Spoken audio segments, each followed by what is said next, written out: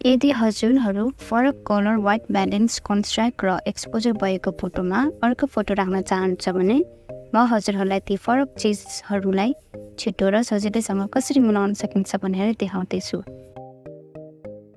म Laxmi Shrestha handmade design YouTube च्यानलबाट हजुरहरूलाई यस युट्युब च्यानलमा स्वागत गर्दछु।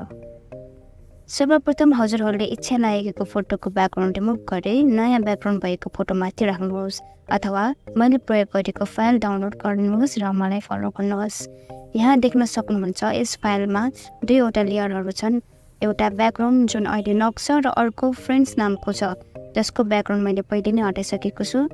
तल एडजस्टमेन्ट लेयर आइकनमा जानुहोस् र कर्भ छान्नुहोस्।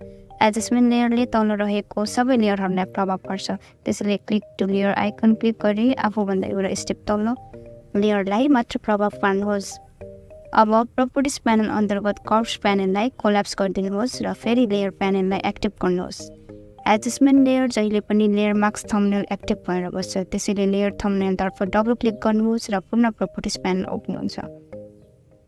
कर्भ्स प्यानलले अनिवार्य रूपमा इमेजको टोनल रेन्जलाई देखाउँछ। यहाँ 3वटा आई ड्रपर आइकनहरू छन्। यसले इमेजको ब्ल्याक, ग्रे एन्ड व्हाइट बिन्दुहरूको प्रतिनिधित्व गर्छ। यदि हजुरहरूले माथिल्लो इमेजको कलर करेक्सन ब्याकग्राउन्ड इमेजसँग गर्ने हो भने कालो बिन्दु प्रतिनिधित्व गर्ने आई ड्रपर आइकनमा डबल क्लिक गर्नुहोस्।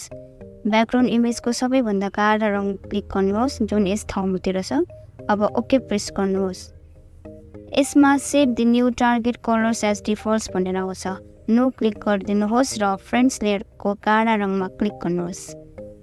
अर्को व्हाइट बिन्दुको लागि आई ड्रपर आइकनमा डबल क्लिक गर्नुहोस् र ब्याकग्राउन्ड इमेजको सबैभन्दा उज्यालो टोनमा क्लिक गर्नुहोस्। अब फेरि save the new target colours as defaults भनेर आउँछ। नो क्लिक गर्नुहोस् र माथिल्लो लेयरको उज्यालो रङमा क्लिक गर्नुहोस्।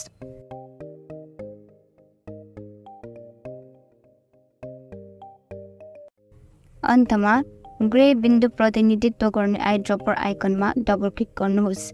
यसपटक तपाईँको ब्याकग्राउन्ड इमेजको मिड टोन क्लिक गर्नुहोस् जसले कालो र सेतो बाहेकको कलरलाई जनाउँछ।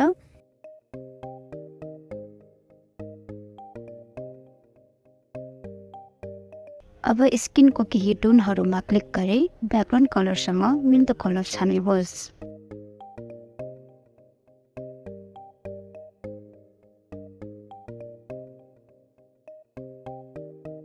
यदि इमेजमा अलिकति कलर कन्ट्रास्टको कमी भएमा बटम लेफ्टबाट टप राइट कर्नरको सेतो लाइनलाई थोरै एडजस्ट गरिदिनु होला।